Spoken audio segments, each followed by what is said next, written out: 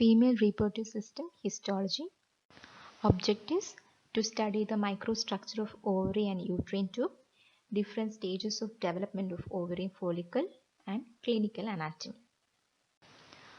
Female reproductive system consists of external genitalia and internal organs. External genitalia present in the anterior part of perineum known as vulva comprises labia majora, labia minora, vestibule and clitoris. Whereas internal organs mainly located within the pelvic cavity and perineum includes pair of ovaries and uterine tubes, uterus and vagina, and accessory female reproductive organ include mammary glands. Functions of ovary. There are two important interrelated functions for ovary: gametogenesis and steroidogenesis. Ovary, being a female gonad, produces ova and hence gametogenesis. Steroidogenesis, it produces steroid hormones like progesterone and estrogen. The estrogen helps in the development of secondary sexual characteristics in females, whereas progesterone produces marked cyclical changes in endometrium and prepare endometrium for implantation. General structure of ovary. Each ovary consists of 4 layers from outer to inside: germinal epithelium, tunica albuginea, outer cortex and inner medulla. Let's see each structure. Germinal epithelium. The free surface of ovary is lined by a single layer of cuboidal cells which constitute germinal epithelium. The cells of this epithelium bear microvilli and contain mitochondria which become larger in pregnancy. However, it's a misnomer because it does not produce any germ cells. Just beneath the germinal epithelium is a connective tissue layer that is known as tunica albuginea, which is thinner and less dense compared to testis. Inner to tunica albuginea, there is a outer cortex, which is a highly cellular connective tissue stroma rich in reticular fibers and numerous fusiform cells. Peculiarity is that the various stages of ovarian follicles are present in this outer cortex. An innermost layer is the medulla or zona vasculosa, which is rich in blood vessels, and it is a loose fibroelastic connective tissue. And the hilum of ovary, which is a site for entry of blood vessels and lymphatis, continues with medulla. Certain vestiges of fetal structures like rete ovary appear as epithelial strands or tubules in this region of hilum. This is an H&E section of ovary showing the 4 layers. The outermost is a single layer of cuboidal epithelium, that is the germinal epithelium covering the free surface of ovary. Inner to germinal epithelium is a tunica albuginea. Inner to that there is an outer cortex containing various stages of ovarian follicles, and each follicle contains a developing ovum. And this innermost is the inner medulla containing blood vessels. So another schematic picture showing the structure of ovary with 4 layers and different stages of ovarian follicles in the outer cortex. Oogenesis, it is the process of formation of ovum from the stem cells. The stem cells from which ova are derived are called oogonia. They are large, round cells present in this cortex of ovary. At birth, number of oogonia in an ovary is about 1 million. And the oogonium enlarges to form the primary oocyte containing diploid number of chromosomes, which undergo first meiotic division to form 2 unequal daughter cells. The daughter cells with larger cytoplasm is known as secondary oocyte, whereas the one with scanty cytoplasm forms the first polar body. And the secondary oocyte again undergoes second meiotic division to form unequal daughter cells, the larger one forming the mature ovum and the smaller one forming the second polar body. This is the chart showing the stages of oogenesis. At time of birth, all primary oocytes are in the prophase of first meiotic division, and it measures about numbers about 40,000. The primary oocytes remain in the prophase and do not complete their first meiotic division until they begin to mature and ready to ovulate. The secondary oocyte immediately enters secondary meiotic cell division after ovulation. However, secondary oocyte released after ovulation remains arrested in the metaphase till fertilization occurs. And the second meiotic division is completed only if fertilization occurs. If fertilization does not occur, the secondary oocyte fails to complete the second meiotic division and degenerates 24 hours after ovulation. So in general, during the entire reproductive life of a female, only around 400 ova are discharged. Folliculogenesis. It is the process of development and maturation of ovary follicle into a Graafian follicle, and it passes through 4 stages: primordial follicle, primary follicle, secondary follicle, and finally mature Graafian follicle. Let's see each one. Primordial follicle is a primary oocyte surrounded by a single layer of flattened epithelium measuring about 25 micrometer diameter, and the numerous primordial follicles present at birth in the region of cortex. Next is primary follicle. The follicular cells covering the primary oocyte changes from squamous to cuboidal to columnar type, and later a gel-like glycoprotein layer, that is known as zona pellucida, appears between this primary oocyte and follicular cells. Under light microscopy, it appears as a homogeneous refractive layer, stains deeply with acidophilic stains, and it is PAS positive.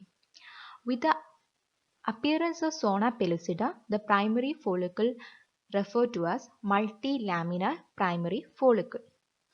This is the structure of primary follicle with the changes of squamous follicular cells to cuboidal type, appearance of zona pellucida, and this is referred to as multilaminar primary follicle.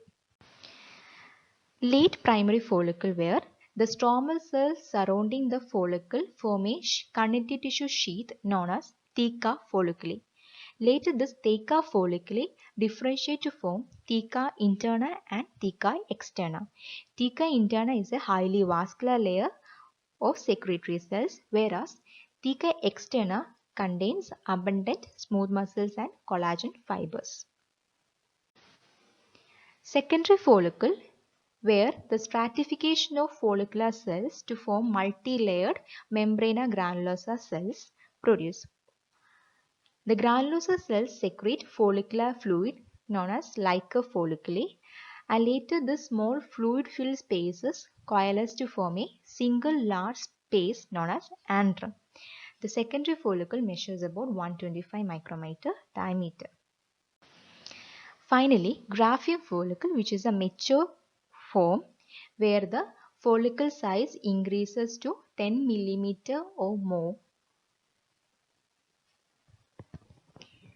Now, the oocyte lies eccentrically in the follicle, surrounded by some granulosa cells known as cumulus euphoricus or cumulus ovaricus. The innermost layer of cumulus euphoricus that lies directly against zona pellucida is known as corona radiata, whereas the granulosa cells that attach oocyte to the wall of follicle constitute discus prodigus. Ovulation is a hormone-mediated process resulting in the release of secondary oocyte from mature Graafian follicles. An avascular area known as follicular stigma or macula pellucida appears over the most convex point of follicle, and what this later ruptures with the shedding of ovum from the ovary. This shedding of ovum is known as ovulation.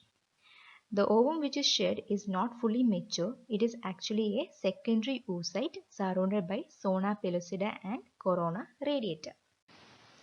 Corpus luteum. Collapsed follicle undergoes regeneration into corpus luteum after ovulation. Corpus luteum meaning yellow body because of the presence of yellow pigment called lutein in its cytoplasm, and the cells now onwards known as luteal cells. The function of corpus luteum to secrete progesterone. The subsequent fate of corpus luteum depends on whether ovum is fertilized or not. If ovum is not fertilized, the corpus luteum persists for about 14 days and it remains relatively small, and it is known as corpus luteum of menstruation. During this period, it secretes progesterone. However, at the end of its functional life, it degenerates and becomes converted into a mass of fibrous tissue called corpus albicans, meaning white body. It appears as white structure in this gross specimen of ovary.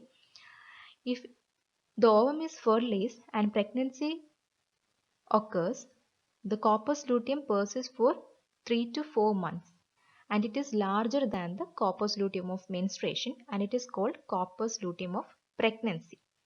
The progesterone secreted by this corpus luteum is essential for the maintenance of pregnancy in the first few months.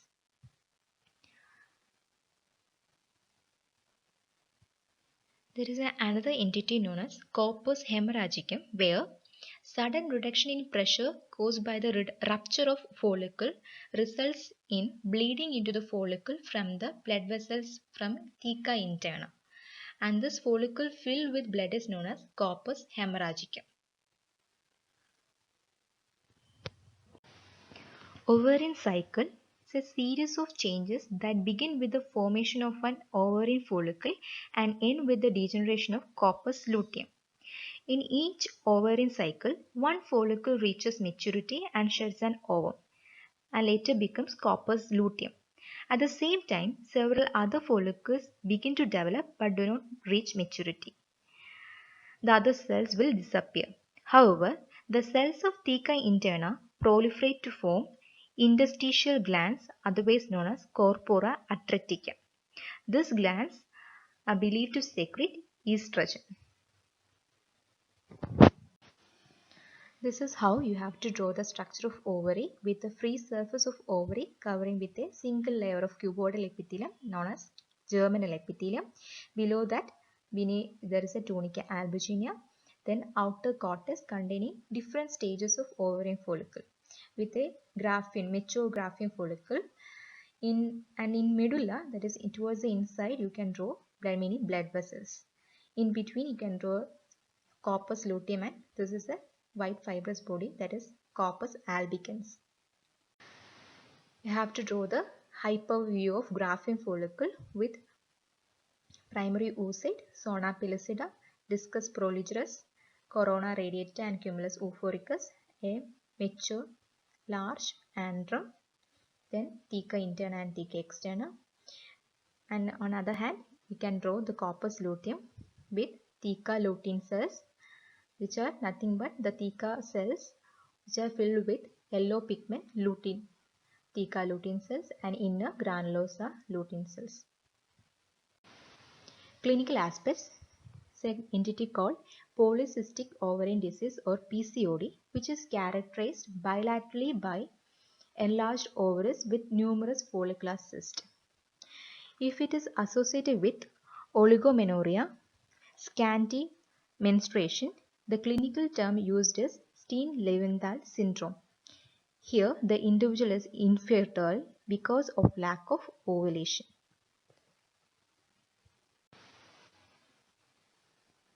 Uterine tubes or oviducts or fallopian tubes, they are pair of ducts which convey the ova from ovary to the uterine cavity, and each tube is about 10 cm long, situated in the medial 3/4 of upper free margin of broad ligament of uterus.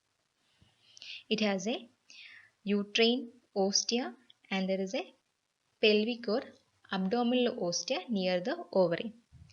And the parts of uterine tube from medial to lateral includes interstitial or uterine segment, isthmus, which is the narrowest one, ambula, which is the widest part, and an infundibulum, which is a funnel shaped, which is prolonged into the number of finger-like processes or fimbriae. These are the parts: infundibulum, ambula, isthmus, and uterine segment from lateral to medial. Microstructure of uterine tube includes the three layers from within outwards: mucous membrane, muscle coat, and serosa. Mucous membrane shows numerous branching folds making the lumen irregular, and these branching folds are most numerous and complex in the ambula and become smaller in isthmus.